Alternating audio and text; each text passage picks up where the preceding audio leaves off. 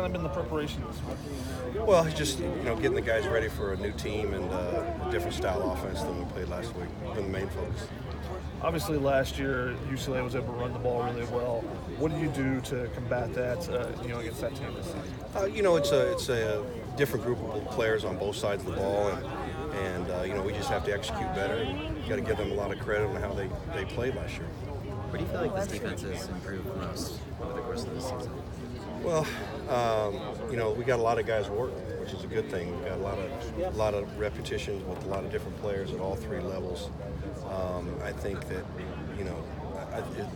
as of late, the continuity of the same guys playing has really helped us play a little bit better. How would you describe how this season has gone for Christian Rector? Obviously, you stepped in expecting to play a huge role, obviously dealt with injuries. Yeah, he's made a lot of big plays for us over the years, and we've missed him all year being completely healthy. And he tried to play through the injuries since Stanford, and didn't get a lot of practice reps. And then finally after Notre Dame, we shut him down and wanted him to get 100% healthy before he came back. And he felt like against Oregon he was, and it helped him. And I think he's played better as of late. Unfortunate what happened last week on the first drive, but he'll be ready to go this week. Is there anything in particular you guys are doing to prepare for DTR this week?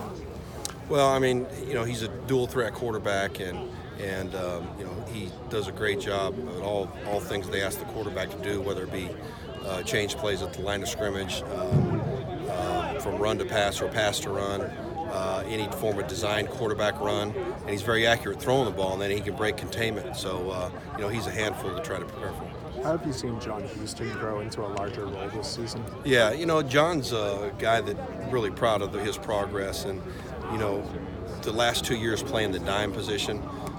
He's been in the system for a while, and so in the offseason I wanted to move him to Mike so he could really handle all the communication within the defense, and he's taken the challenge on to move to the middle linebacker with all things that goes along with it, and first and foremost he's being a leader, and that's why he was elected captain, and he in the offseason he and Jordan Alcefa, who Jordan was hurt the first week of camp. Those guys were coordinator A and B when I wasn't around in the summertime. So he knows the defense really well.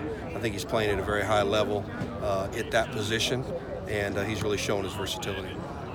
Do you spend any time looking back or talking about what happened last year with the run game against UCLA? It's something that you address in the offseason and look at and what you could do better.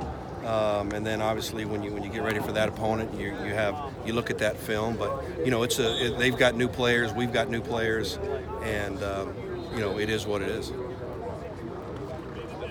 Package that's been really successful, that 3 linebacker package when you bring Elijah in. Do you look to try to get it in there a little bit more? Do you look to try to utilize it a little bit more? It just depends. It depends on how we feel like the matchups are, and really what kind of personnel groups the offense gives us. It's really what it's generated from. With your nickelback rotation, Max being out, Kalana's now at 4 games. Where does it kind of go from here? Does Chase stay at that spot, behind Greg, or Well, Chase gives us a lot of flexibility. He can play any of those 3 positions inside, and so I think you'll continue to see him at all those spots when needed to be called on. Thank you, Coach.